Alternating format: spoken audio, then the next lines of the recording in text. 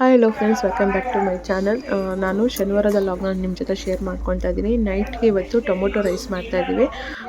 ನೈಟ್ಗೆ ಸಾಂಬಾರು ಏನಕ್ಕೆ ಮಾಡೋದು ಅಂತ ಅಂದ್ಬಿಟ್ಟು ಸಿಂಪಲ್ಲಾಗಿ ಟೊಮೊಟೊ ನಮಗೆ ತುಂಬ ಇತ್ತು, ಅದಕ್ಕೆ ಟೊಮೊಟೊ ರೈಸ್ ಮಾಡ್ಕೊತಾ ಇದ್ದೀವಿ. ಈಗ ನನ್ನ ಹಸ್ಬೆಂಡು ಕೆಲಸ ಮುಗಿಸ್ಕೊಂಡು ಬಂದಿದ್ದಾರೆ. ನಾನು ಪೇನ್ ರಿಲೀಫ್ ಬಾಂಬ್ ಕೇಳಿದ್ದೆ, ಸೊ ಸ್ಪ್ರೇ ತಂದಿದ್ದಾರೆ. ಹಿಮಾಲಯ ಸ್ಪ್ರೇ ತನ್ನಿ ಅಂತ ಅಂದೆ, ಬಟ್ ಇದು ಬೇರೆ ತಂದಿದ್ದಾರೆ.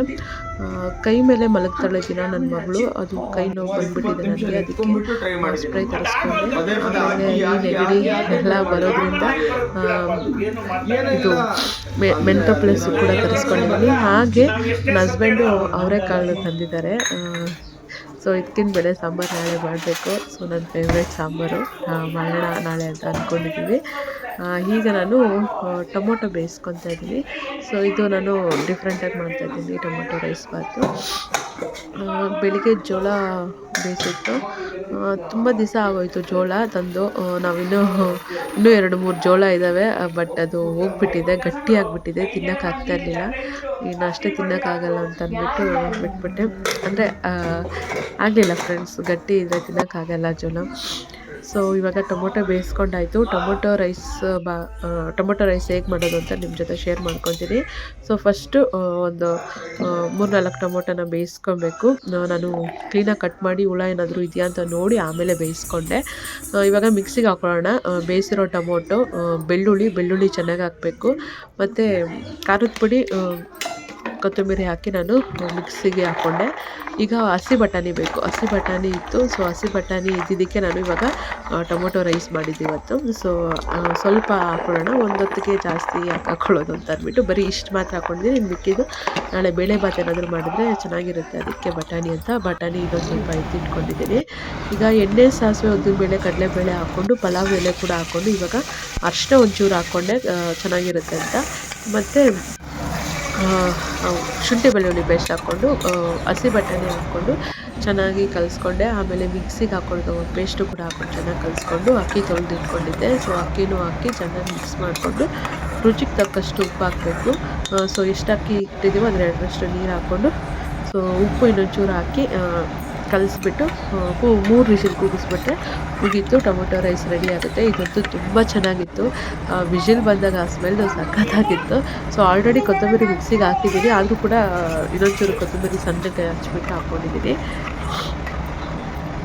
ಈ ರೀತಿ ರೈಸ್ ಬಾತ್ ಮಾಡ್ಕೊಳ್ಳಿ ಫ್ರೆಂಡ್ಸ್, ತುಂಬ ಚೆನ್ನಾಗಿರುತ್ತೆ, ಟೇಸ್ಟ್ ಮಾತ್ರ ಸಖತ್ತಾಗಿರುತ್ತೆ. ಸಿಂಪಲ್ಲಾಗಿ ಏನು ತರಕಾರಿ ಇಲ್ಲ, ಬರೀ ಟೊಮೊಟೊಗಳು ಜಾಸ್ತಿ ಅಂದಾಗ ಟೊಮೊಟೊ ಖಾಲಿ ಮಾಡಬೇಕು ಅಂದಾಗ ಈ ಥರ ಟೊಮೊಟೊ ರೈಸ್ ಮಾಡ್ಕೊಳ್ಳಿ, ಚೆನ್ನಾಗಿರುತ್ತೆ. ಸೊ ನಾನು ಅವಾಗಿಂದ ಆಫ್ ಮಾಡೋಕ್ಕೆ ಹೋಗ್ತಾಯಿದ್ದೀನಿ, ಈ ಚಿಮ್ನಿದು ಆಫೇ ಆಗ್ತಾಯಿಲ್ಲ. ಸೊ ಕೊನೆಗೂ ಆಫ್ ಆಯಿತು. ಸೊ ಇವಾಗ 3 ವಿಷಲ್ ಆಗಿದೆ, ರೆಡಿಯಾಗಿದೆ ಟೊಮೊಟೊ ರೈಸು. ನೋಡಿ ಸ್ಮೆಲ್ಲು ಮಾತ್ರ ಘಮ ಘಮ ಅಂತ ಬರ್ತಾಯಿತ್ತು, ಸಖತ್ತಾಗಿತ್ತು ಫ್ರೆಂಡ್ಸ್. ನನಗೆ ಟೇಸ್ಟ್ಗಿಂತ ಘಮ ಘಮ ಅಂತ ಬಂದಿದ್ದು ಸುವಾಸನೆ ತುಂಬ ಚೆನ್ನಾಗಿತ್ತು ಅನಿಸ್ತು. ಸೊ ಟೊಮೊಟೊ ರೈಸ್ ನೋಡಿ ಸಖತ್ತಾಗಿದೆ. ನಮ್ಮ ರಾಮು ನೋಡಿ ಬಂದು ಎಲ್ಲಿ ಮಲಗಿದೆ, ಮನೆಯೆಲ್ಲ ಓಡಾಡುತ್ತೆ, ಮನೆಯೆಲ್ಲ ಎಲ್ಲಿ ಬೇಕೋ ಅಲ್ಲಿ ಮಲಗುತ್ತೆ, ಎಲ್ಲಿ ಬೇಕೋ ಅಲ್ಲಿ ಕೂತ್ಕೊಂಡಿರುತ್ತೆ.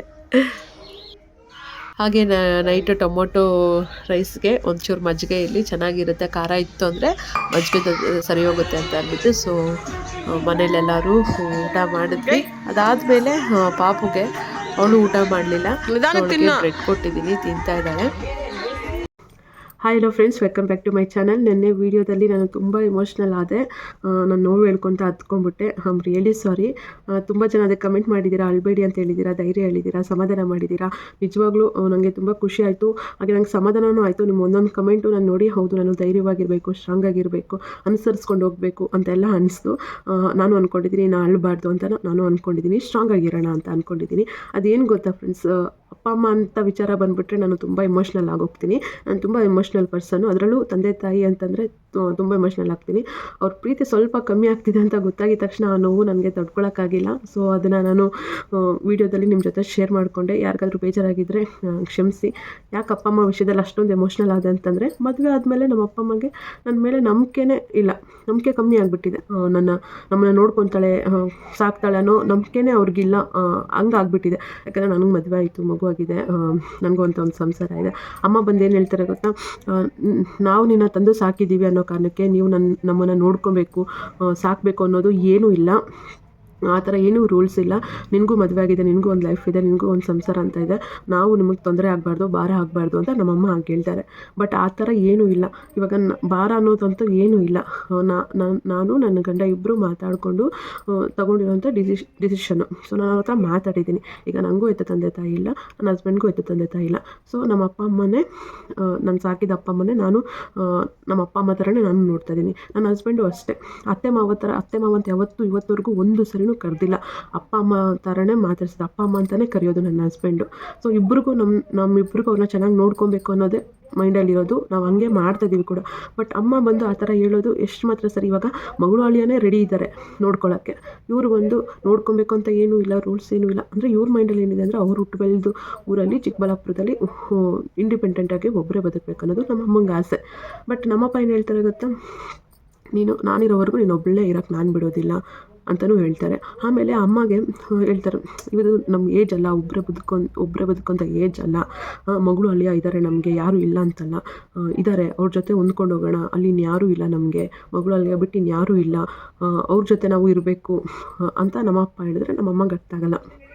ಹೆಂಗೆ ಅಂತಂದರೆ ಅಪ್ಪಗೂ ಅಷ್ಟೇ ಅಮ್ಮಗೂ ಅಷ್ಟೇ ನನ್ನ ಮೇಲೆ ನಂಬಿಕೆನೇ ಇಲ್ಲ. ಅದು ಮದುವೆ ಆದಮೇಲೆ. ಮದುವೆಗಿಂತ ಮುಂಚೆ ಏನೂ ಪ್ರಾಬ್ಲಮ್ ಇರಲಿಲ್ಲ. ಮದುವೆ ಆದಮೇಲೆ ಇವಾಗ ಅಸಲು ನಂಬಿಕೆನೇ ಇಲ್ಲ. ನನಗೆ ಗೊತ್ತಾಗ್ತಾ ಇಲ್ಲ ಯಾಕೆ ಅಂತ.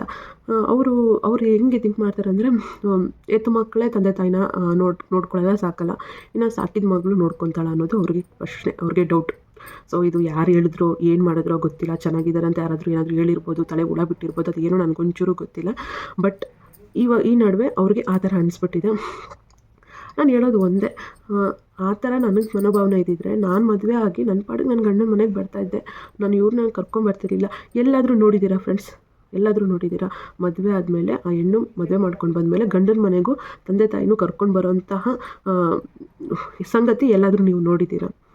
ನನ್ನ ಸಾಕಿದ್ದಾರೆ, ನಾನು ಅವ್ರನ್ನ ನೋಡ್ಕೊಬೇಕು, ಅವನು ನಾನು ಚೆನ್ನಾಗಿ ಕೊನೆಗಾಲದಲ್ಲಿ ನಾನು ಅವ್ರು ನೋಡ್ಕೊಬೇಕು ಅನ್ನೋ ಕಾರಣಕ್ಕೆ, ಅಂದರೆ ಅಪ್ಪ ಅಮ್ಮಗೂ ಏಜ್ ಆಗಿದೆ, ಯಾರೂ ಇಲ್ಲ, ಅವರು ಮದುವೆ ಆದಾಗಿಂದ ಯಾರೂ ಇಲ್ಲ, ನಾವು ಮೂವರೇ ಇದ್ದಿದ್ದು. ಯಾವ ಕಾರಣಕ್ಕೂ ಅವ್ರನ್ನ ಬಿಡಬಾರ್ದು. ಅದು ಒಂದು ಕಾರಣ. ನಂಗೆ ಅವ್ರ ಮೇಲೆ ಪ್ರೀತಿ ಗೌರವನೂ ಇತ್ತು, ಅದು ಒಂದು ಕಾರಣ. ಸೊ ನಾನು ಅದಕ್ಕೆ ಅವ್ರನ್ನ ಕರ್ಕೊಂಡು ಬಂದೆ. ನಾನು ಅಷ್ಟೊಂದು ಸೆಲ್ಫಿಶು, ನಂಗೆ ನೋಡ್ಕೊಬೇಕು ಮಾಡಬೇಕು ಅನ್ನೋದು ಇಲ್ಲ ಅಂದಿದ್ದರೆ ನನ್ನ ಪಾಡಿಗೆ ಮದುವೆ ಮಾಡ್ಕೊಂಡು ಗಂಡನ ಮನೆಗೆ ಬಂದುಬಿಡ್ತಾಯಿದ್ದೆ. ನಾನಂತೂ ನನ್ನ ಫ್ರೆಂಡ್ಸು ಇದರಲ್ಲಿ ನಾನು ಎಲ್ಲೂ ನೋಡಿಲ್ಲ. ಮದುವೆ ಆಗಿ ಅಪ್ಪ ಅಮ್ಮನೂ ಗಂಡನ ಮನೆಗೆ ಕರ್ಕೊಂಡು ಬಂದಿರೋದು ನಾನು ಎಲ್ಲೂ ನೋಡಿಲ್ಲ. ಬಟ್ ನಾನು ಓನ್ ಡಿಸಿಷನ್ ತೊಗೊಂಡು ನನ್ನ ಹಸ್ಬೆಂಡ್ಸ್ ಒಪ್ಪಿಗೆಯಿಂದ ನಾನು ಆ ಕೆಲಸ ಮಾಡಿದ್ದೀನಿ. ಸೊ ಆದರೂ ಯಾಕೆ ಇವ್ರಿಗೆ ನಂಬಿಕೆ ಇಲ್ಲ ನನಗೆ ಗೊತ್ತಿಲ್ಲ. ಆಮೇಲೆ ನಾನು ನಂಬೋ ಈಶ್ವರನ ಮೇಲೆ ಆಣೆ ಇಟ್ಟು ನಾನು ನೋಡ್ಕೊತೀನಿ ಅಂತ ಹೇಳಿದ್ಮೇಲೆ, ಆ ದೇವ್ರ ಮೇಲೆ ಆಣೆ ಇಟ್ಟ ಮೇಲೆ, ಆ ಮಾತು ಮೇಲೆ ನಂಬಿಕೆ ಇಟ್ಟಿದ್ದಾರೆ ನಮ್ಮಪ್ಪ. ಅದು ಆಣೆ ಇಟ್ಟರು ನಮ್ಮ ಅಮ್ಮಂಗೆ ಇನ್ನೂ ನಂಬಿಕೆ ಬಂದಿಲ್ಲ. ಇದು ಮನಸ್ಸಿಗೆ ನೋವು ಕೊಡುತ್ತೋ ಇಲ್ವೋ ನೀವು ಯೋಚನೆ ಮಾಡಿ. ಅದಕ್ಕೆ ನಾನು ಇಷ್ಟೊಂದು ನೋವು ತಿಂತಿರೋದು, ಇದು ಮಾಡ್ತಿರೋದು. ಪ್ರತಿದಿನ ಒಂದೊಂದು ಸರಿ ಬರುತ್ತೆ ಮ್ಯಾಟ್ರ್, ಜಗಳ ಆಗುತ್ತೆ ನಮ್ಮ ವಿಷಯದಲ್ಲಿ. ಯಾಕೆ ನಾನು ನೋಡ್ಕೊತೀನಿ ಅಂತ ಪದೇ ಹೇಳ್ಬೇಕಾ? ಬಾಯಿ ಬಿಟ್ಟು ಹೇಳ್ತಾನೆ ಇರಬೇಕಾ ನಾನು ನೋಡ್ಕೊತೀನಿ ಅಂತ? ಅದು ಮನಸ್ಸಲ್ಲಿದ್ರಾಗಲ್ವ. ಇವ್ರಿಗೆ ಹೇಳಿದ್ರೂ ಕೂಡ ಅರ್ಥ ಆಗ್ತಾಯಿಲ್ಲ, ಅದು ಏನೋ. ಬಟ್ ನಮ್ಮ ಅಪ್ಪ ಅಮ್ಮ ತುಂಬ ಒಳ್ಳೆಯವರು. ಅವ್ರಿಗೆ ಏನೋ ಯಾರೇನು ಹೇಳಿದಾರೋ ಏನು ಮಾಡಿದಾರೋ ಗೊತ್ತಿಲ್ಲ, ಒಂದು ಸ್ವಲ್ಪ ತಲೆಗುಳ ಬಿಟ್ಕೊಟ್ಟಿದ್ದಾರೆ ಅಷ್ಟೆ. ಬಟ್ ಇರಲಿ, ನಾನು ಇವಾಗ ಪಾಸಿಟಿವ್ ಆಗಿ ತೊಗೊತಾ ಇದ್ದೀನಿ. ಮಗಳು ಅಳಿಯ ಮೇಲೇ ಪ್ರೀತಿ ತೋರಿಸ್ಲಿ ಹೆಚ್ಚಾಗಿ ಅವರು, ನನಗೇನು ಬೇಜಾರಿಲ್ಲ. ನಾನು ಇನ್ನೂ ಖುಷಿ ಪಡ್ತೀನಿ. ನನ್ನ ಗಂಡನ ಮೇಲೆ ಅಲ್ವಾ ಅವರು ಪ್ರೀತಿ ತೋರಿಸ್ತಾರದು, ನನ್ನ ಮಗಳ ಮೇಲೆ ಅಲ್ವಾ ಪ್ರೀತಿ ತೋರಿಸ್ತಾ ಇರೋದು. ಆಯಿತು, ನನ್ನ ಮೇಲೆ ಪ್ರೀತಿ ಕಡಿಮೆ ಆದರೂ ಪರವಾಗಿಲ್ಲ, ಇರಲಿ ಅಂತ ಅಂದ್ಬಿಟ್ಟು ನಾನೇ ಪಾಸಿಟಿವ್ ಆಗಿ ತೊಗೊಳ್ತಾ ಇದ್ದೀನಿ. ಏನು ಅಂತಂದರೆ, ನಾನು ಚಿಕ್ಕ ವಯಸ್ಸಲ್ಲೇ ಡಿಸೈಡ್ ಮಾಡಿದ್ದೀನಿ ಫ್ರೆಂಡ್ಸ್. ನಾನು ಸಾಕಿ ತಂದೆ ತಾಯಿನ ಕೊನೆವರೆಗೂ ನಾನು ಅವ್ರನ್ನ ನೋಡ್ಕೊಬೇಕು ಅಂತ, ನಾನು ಚೆನ್ನಾಗಿ ನೋಡ್ಕೊಬೇಕು ಅಂತ ನಾನು ಚಿಕ್ಕ ವಯಸ್ಸಲ್ಲೇ ಡಿಸೈಡ್ ಆಗಿದ್ದೀನಿ. ಅದಕ್ಕೇನಾದರೂ ಮದುವೆ ಅಡ್ಡಿ ಆಗುತ್ತೆ ಅಂದ್ರೆ ಮದುವೆ ಆಗೋದು ಬೇಡ, ಹಿಂಗೆ ಇದ್ಬಿಡೋಣ, ನಾವು ಅಪ್ಪ ಅಮ್ಮ ನೋಡ್ಕೊಂಡೇ ಇದ್ಬಿಡ್ತೀನಿ ಅಂತ ನಾನು ಚಿಕ್ಕ ವಯಸ್ಸಿಂದ ಡಿಸೈಡ್ ಆಗಿದ್ದೀನಿ. ಅದನ್ನು ನಾನು ಪದೇ ಹೇಳ್ಕೊಳಕ್ಕಾಗಲ್ಲ ಫ್ರೆಂಡ್ಸ್. ಅದು ಹೇಳ್ಕೊಂಡ್ರೆ ಒಂಥರ ನಾಟಕೀಯ ಅನಿಸುತ್ತೆ. ಅವ್ರು ಅದನ್ನ ಅರ್ಥ ಮಾಡ್ಕೊಬೇಕು. ಇವಾಗ ಅಪ್ಪಗೆ ಹುಷಾರಿಲ್ಲ ಅಂದಾಗ ಡಾಕ್ಟರ್ನ ಕರೆಸೋದು, ಅವ್ರು ಕೊಡೋ ಟ್ಯಾಬ್ಲೆಟ್ ಎಲ್ಲ ಕೊಡೋದು, ಅಪ್ಪಂಗೆ ಏನು ಬೇಕೋ ಎಲ್ಲ ನೋಡ್ಕೊಳ್ಳೋದು ಮಾಡೋದು. ಹುಷಾರಿಲ್ದಾಗ ನಾನು ನೋಡಿಕೊಂಡು ಎಲ್ಲ ಮಾಡಿದ್ದೀನಿ. ಸೊ ಅದರಲ್ಲಿ ಅರ್ಥ ಮಾಡ್ಕೊಬೇಕು. ಹೌದು, ಇವಾಗ ಮದುವೆಯಾಗಿ 3 ವರ್ಷ ಆಗಿದೆ. 3 ವರ್ಷದಿಂದ ನಮ್ಮ ಅಪ್ಪ ಅಮ್ಮ ನನ್ನ ಜೊತೆಗೇ ಇದ್ದಾರೆ.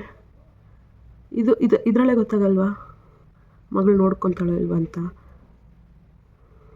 ಏನೋ ಮೋಸ್ಟ್ಲಿ ಸಾಕಿದ ಮಗಳಾಗಿರೋದಕ್ಕೆ ಡೌಟ್ ಇದೆಯೋ ಏನೋ ಗೊತ್ತಿಲ್ಲ. ನಾನಂತೂ ನನ್ನ ಲೈಫಲ್ಲಿ ತುಂಬ ಕ್ಲಾರಿಟಿ ಆಗಿದ್ದೀನಿ. ತಂದೆ ತಾಯಿನ ನೋಡ್ಕೊಳ್ಳೋದು ಯಾವತ್ತೂ ನಮಗೆ ಭಾರ ಆಗಬಾರ್ದು. ಯಾವತ್ತೂ ನಮ್ಮ ತಂದೆ ತಾಯಿನ ನಾವು ನೋಡ್ಕೊಳ್ಳೋದು ನಮಗೆ ಭಾರ ಆಗಬಾರ್ದು. ಸೊ ಆ ವಿಷಯದಲ್ಲಿ ನಾನು ತುಂಬ ಕ್ಲಾರಿಟಿ ಆಗಿದ್ದೀನಿ. ಕೊನೆಗಾಲದಲ್ಲಿ ಏನೇ ಆದರೂ ಆಗಲಿ ನಮ್ಮ ಅಪ್ಪ ಅಮ್ಮನ ನಾನು ನೋಡ್ಕೊತೀನಿ. ಅದು ನಾನು ಅವ್ರಿಗೆ ಹೇಳಿದ್ದೀನಿ. ಆದರೂ ಅವ್ರಿಗೆ ಅರ್ಥ ಆಗುತ್ತೋ ಇಲ್ಲೋ ಗೊತ್ತಿಲ್ಲ. ಮೋಸ್ಟ್ಲಿ ಒಂದು ಟೈಮ್ ಅಂತ ಬರುತ್ತೆ, ಅವಾಗ ಅವ್ರಿಗೂ ಅರ್ಥ ಆಗುತ್ತೆ. ಹಾಗೆ ನಾನು ಕೂಡ ಮೈಂಡಲ್ಲಿ ಫಿಕ್ಸ್ ಆಗಿದ್ದೀನಿ, ನನಗಿನ್ಯಾರೂ ಇಲ್ಲ, ನನ್ನ ಸಾಕಿ ತಂದೆ ತಾಯಿನೇ ಇಲ್ಲ, ಅವರೇ ಇರೋದು ನನಗೆ. ನಾನು, ನನ್ನ ಗಂಡ, ನನ್ನ ಮಗು, ನನ್ನ ತಂದೆ ತಾಯಿ, ಇಷ್ಟೇ ನನ್ನ ಫ್ಯಾಮಿಲಿ. ಹಾಗೆ ನನ್ನ ಮೈದ, ಇಷ್ಟೇ ನನ್ನ ಫ್ಯಾಮಿಲಿ ಅಂದ್ಕೊಂಡು ನಾನು ಇದ್ದೀನಿ. ಇದು ನನಗೆ ತುಂಬಾ ಇಂಪಾರ್ಟೆಂಟು. ಪ್ರತಿಯೊಬ್ಬರನ್ನು ಚೆನ್ನಾಗಿ ನೋಡಿಕೊಂಡು ಖುಷಿಯಾಗಿ ಇರೋಣ ಅಂತಲೇ ನಾನು ಅಂದ್ಕೊಂಡಿದ್ದೀನಿ. ಆದಷ್ಟು ಬೇಗ ಅವ್ರಿಗೂ ಅರ್ಥ ಆಗುತ್ತೆ, ಅರ್ಥ ಮಾಡ್ಕೊತಾರೆ. ಯಾರೆಲ್ಲ ಚೆನ್ನಾಗಿದ್ದಾರೆ, ಒಂದು ಕುಟುಂಬ ಚೆನ್ನಾಗಿದೆ ಅಂದರೆ ಯಾರಾದರೂ ಒಬ್ಬರು ಏನಾದರೂ ಒಂದು ಹುಳಿ ಹಿಂಡಿರ್ತಾರೆ, ಅದು ಸರ್ವೇ ಸಾಮಾನ್ಯ ಎಲ್ಲರ ಮನೆಯಲ್ಲೂ, ಇದು ಹಂಗೆ ಆಗಿರುತ್ತೆ. ಬಟ್ ಆದಷ್ಟು ಬೇಗ ಎಲ್ಲ ಸರಿ ಹೋಗಲಿ ಅಂತ ನಾನು ದೇವ್ರ ಹತ್ರ ಕೇಳ್ಕೊತೀನಿ. ಒಳ್ಳೆಯದಾಗುತ್ತೆ. ಅವ್ರಿಗೂ ಅರ್ಥ ಆಗುತ್ತೆ ನಾನು ಏನು ಅಂತ ಅಂದ್ಬಿಟ್ಟು ಆ ಟೈಮ್ಗೋಸ್ಕರ ನಾನು ವೆಯ್ಟ್ ಮಾಡ್ತೀನಿ. ಸೊ ನೀವು ಅಷ್ಟೇ, ಯಾರು ಏನೋ ತಪ್ಪಾಗಿ ತಿಳ್ಕೊಬೇಡಿ. ನಾನು ಶೇರ್ ಮಾಡ್ಕೊತಾ ಇರೋದು ನಿಜವಾಗ್ಲೂ ಏನು ಅಂತಂದರೆ, ನನ್ನ ಮನಸ್ಸಲ್ಲಿ ನನ್ನ ನೋವಿನ ಭಾರ ಎಲ್ಲ ಕಡಿಮೆ ಆಗುತ್ತೆ ಅಂತ ಅಂದ್ಬಿಟ್ಟು ಅಷ್ಟೇ. ಸೊ ಹೆತ್ತು ಮಕ್ಕಳಾಗಲಿ ಮಕ್ಕಳಾಗಲಿ ತಂದೆ ತಾಯಿನ ನೋಡ್ಕೊಬೇಕು ಅನ್ನೋ ಮನಸ್ಸಿರಬೇಕು. ಹೆತ್ತು ಮಕ್ಕಳೇ ನೋಡ್ಕೊತಾರೆ, ಸಾಕಿದ ಮಕ್ಳು ನೋಡ್ಕೊಳ್ಳಲ್ಲ ಅನ್ನೋದೇನೂ ಇಲ್ಲ. ಯಾರಿಗೆ ತಂದೆ ತಾಯಿ ಮೇಲೆ ಪ್ರೀತಿ ಗೌರವ ಇರುತ್ತೋ ಅವ್ರು ಖಂಡಿತ ಅವ್ರ ತಂದೆ ತಾಯಿನ ನಾನು ನೋಡ್ಕೊತಾರೆ. ಸೊ ನನಗೆ ಅವ್ರು ಬಿಟ್ಟು ಇನ್ಯಾರೂ ಇಲ್ಲ. ಸೊ ನಾನು ನೋಡ್ಕೊತೀನಿ, ಇದು ನಾನು ಡಿಸೈಡ್ ಆಗಿದ್ದೀನಿ. ಸೊ ಇದು ಅವ್ರಿಗೆ ಅರ್ಥ ಆದರೆ ಸಾಕು ಅಂತ ಹೇಳ್ತಾ ಇಲ್ಲಿಗೆ ನಾನು ಅವ್ರನ್ನ ಎಂಡ್ ಮಾಡ್ತೀನಿ. ಥ್ಯಾಂಕ್ ಯು ಸೊ ಮಚ್ ಎಲ್ಲರೂ ನನಗೆ ಕಮೆಂಟ್ ಮಾಡಿ ಸಮಾಧಾನ ಮಾಡಿರೋದಕ್ಕೆ, ನನ್ನ ಕಣ್ಣೀರಿಗೆ ಬೆಲೆ ಕೊಟ್ಟಿದ್ದಕ್ಕೆ ತುಂಬಾ ಥ್ಯಾಂಕ್ಸ್ ಅಂತ ಹೇಳ್ತಾ, ಮತ್ತು ಮುಂದಿನ ವ್ಲಾಗಲ್ಲಿ ಭೇಟಿ ಆಗ್ತೀನಿ friends. Thank you so much. ಇಲ್ಲಿವರೆಗೂ ವಿಡಿಯೋ ನೋಡಿದರೆ ಥ್ಯಾಂಕ್ ಯು ಸೊ ಮಚ್. ನಿಮಗೊಂದು ಸ್ವಲ್ಪ ಕ್ಲಾರಿಟಿ ಬಂತು ಅಂತ ಅನಿಸುತ್ತೆ. ಸೊ ಕಮೆಂಟಲ್ಲೂ ಕೇಳಿದ್ರಿ ಏನಾಯಿತು ಏನಂತ ಒಬ್ರು ಕೇಳಿದ್ರಿ. ಸೊ ಅದಕ್ಕೆ ಕ್ಲಾರಿಟಿ ಕೊಟ್ಟಿದ್ದೀನಿ. ಸೊ ನಿಮಗೆ ಅರ್ಥ ಆಯಿತು ಅನಿಸುತ್ತೆ. Okay friends, thank you so much. ಮತ್ತು ಮುಂದಿನ ವ್ಲಾಗಲ್ಲಿ ಭೇಟಿ ಆಗ್ತೀನಿ. ಬಾಯ್.